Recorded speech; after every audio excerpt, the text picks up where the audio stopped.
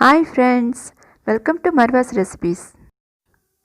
Oven egg எதுவுமே use பண்ணாமல் easy and டேஸ்டியாக குழந்தைங்களோட ஃபேவரேட்டான ஜீப்ரா கேக் எப்படி பண்ணுறதுன்னு பார்க்கலாம்.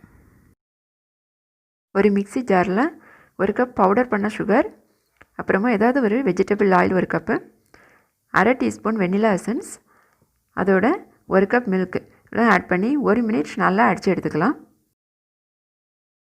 மிக்சியில் அடித்ததை ஒரு பவுலில் மாற்றிக்கலாம். ஃப்ரெண்ட்ஸ், சப்ஸ்கிரைப் பண்ணாதவங்க சப்ஸ்கிரைப் பண்ணிக்கோங்க ப்ளீஸ்.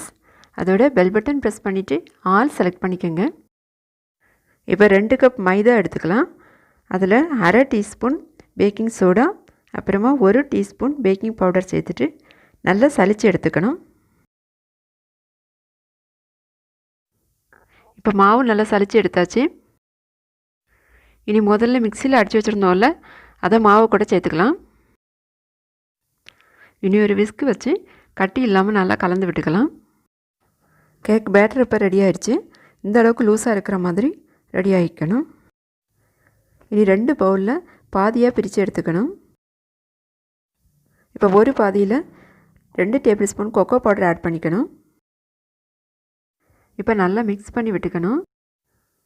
இனி 2 டேபிள் ஸ்பூன் பால் கொஞ்சம் கொஞ்சமாக ஆட் பண்ணிக்கணும். ஆட் பண்ணிவிட்டு கட்டி ஒன்றும் வராத அளவுக்கு நல்லா மிக்ஸ் பண்ணி விட்டுறணும். பேட்டர் இந்த அளவு ஸ்மூத்தாக வரது வரை நல்லா மிக்ஸ் பண்ணிக்கணும். இனி ஒரு கேக் டின் எடுத்துகிட்டு ஆயில் போட்டு எல்லா இடமும் அப்ளை பண்ணி விட்டுக்கணும்.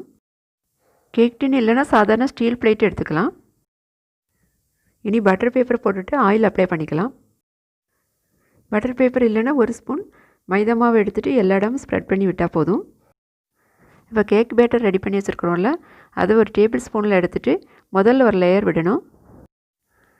முதல் லேயர் 2 டேபிள் ஸ்பூன் விட்டு ஸ்ப்ரெட் பண்ணி விட்டுக்கணும். சாக்கோ பவுடர் மிக்ஸ் பண்ணி வச்சுருந்தோம்ல, அதுவும் அதே அளவு எடுத்து அதுக்கு மேலே ஸ்ப்ரெட் பண்ணி விட்டுக்கணும். இப்போ ஒவ்வொரு லேயர் விடும்போதும் லைட்டாக தட்டி விட்டுக்கணும். இதே மாதிரி கேக் பேட்டர் ஃபுல்லும் ஒரு லேயர் மேலே ஒரு லேயராக மாற்றி மாற்றி விட்டுக்கணும். இப்போ பாருங்கள், ஃபுல்லும் விட்டாச்சு, அழகாக வந்திருக்கு பாருங்கள். இனி டூத் பிக்ஸ் வச்சு லைன்ஸ் வரைச்சிக்கலாம். இப்போ டூத் பிக்ஸை டிஷ்யூ பேப்பர் அல்லது ஒரு துணியில் துடைச்சிட்டு அடுத்த லைன் போட்டுக்கணும். இதே மாதிரி ஃபுல்லும் டிசைன்ஸ் வரைச்சிக்கணும். இப்போ பாருங்கள், அழகான ஒரு ஃப்ளார் டிசைன் கிடச்சிருக்குது. இப்போ அடிக்கணமான ஒரு பேன் எடுத்து 10 நிமிஷம் ஹை ஃப்ளேமில் வச்சு சூடாக்கிட்டு அதில் வச்சு பேக் பண்ணிக்கலாம். இப்போ 40 மினிட்ஸ் கழிஞ்சிருச்சு. ஓப்பன் பண்ணி பார்த்துக்கலாம். இப்போ டூத் பிக்ஸ் வச்சு செக் பண்ணி பார்த்துக்கலாம். ஒட்டாமல் வந்திருக்கு, நல்லா பேக் ஆகிடுச்சு. இப்போ வெளியே எடுத்து ஆற வச்சுக்கலாம். இப்போ சைட்ஸ் எல்லாம் கத்தி வச்சு லைட்டாக எடுத்து விட்டுட்டு சர்விங் பிளேட்டுக்கு ட்ரான்ஸ்ஃபர் பண்ணிடலாம்.